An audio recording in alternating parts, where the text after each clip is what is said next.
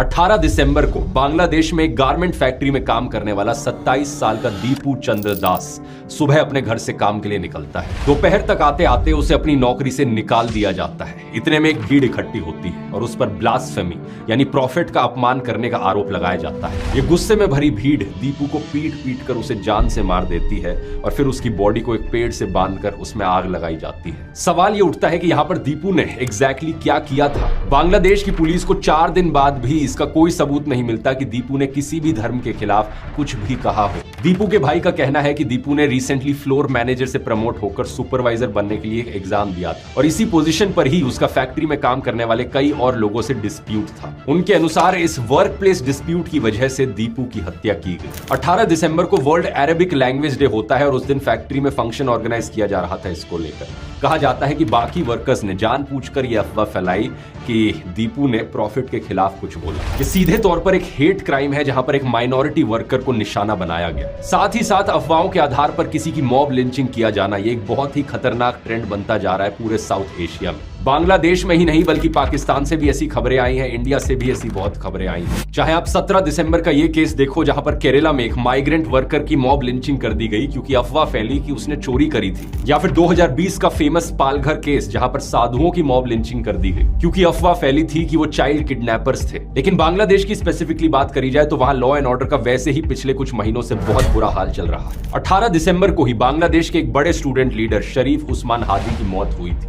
और उसके बाद बांग्लादेश में एंटी इंडिया प्रोटेस्ट शुरू हो गए थे। हादी असल में 2024 में शेख हसीना के खिलाफ हुए प्रोटेस्ट में एक बड़ा फेस रहा था और उसके भाषण अक्सर इंडिया के खिलाफ रहते थे। 12 दिसंबर को कुछ अनजान अटैकर्स ने ढाका में इसे गोली मार दी और 6 दिन बाद इसकी मौत हो गई। इसकी मौत के बाद बात उठी कि हादी के किलर्स इंडिया भाग गए हैं, इसी वजह से एंटी इंडिया प्रोटेस्ट भड़क गए। कुछ दिन बाद ये प्रोटेस्ट इस लेवल तक पहुंच गए कि नारे लगने लगे, जो इंडिया हसीना को बचाता है उस इंडिया को तोड़ दो। जबकि सच बात यह है कि बांग्लादेश की अथॉरिटीज ने अभी तक कंफर्म नहीं किया है कि अटैकर्स भागकर सही में इंडिया आए भी हैं या नहीं। इसके अलावा राजशाही में इंडियन कॉन्सुलेट पर हमला किया गया। इस वायलेंट भीड़ ने मीडिया को भी नहीं छोड़ा। बांग्लादेश के 2 सबसे बड़े अखबार डेली स्टार और प्रथम आलो, इनके ऑफिस पर भी आग लगाई गई। इन 2 हत्याओं की वजह से सिचुएशन इतनी बिगड़ चुकी है कि इंडिया बांग्लादेश रिलेशंस आज अपने लोएस्ट पॉइंट पर पहुंच गए हैं। 21